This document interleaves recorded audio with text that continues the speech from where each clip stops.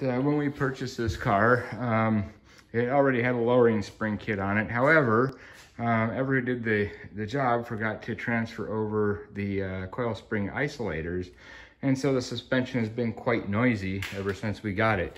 So I wanted to be able to put these on without having to tear the whole suspension apart, and I found a way to do it.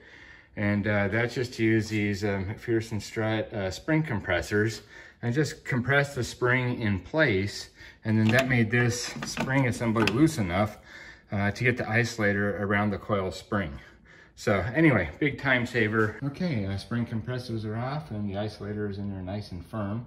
Another quick note, if you think you can just put it onto the end of the coil here and slide it around, you're mistaken. If you look at these isolators on the inside, there's a little tacky strip, and so that's going to prevent you from sliding it once it's on the coil. So it pretty much has to go on around and just work your way around to put it on.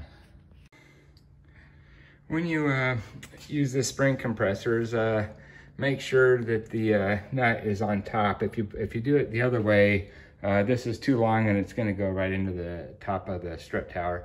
So if you put it on backwards like this and then have a wrench with a flex head on it, it's real easy just to slip it over the top and then just start tightening like that. Also, when you start, turn the wheel to one side, and that way you can get the spring compressor in real easy.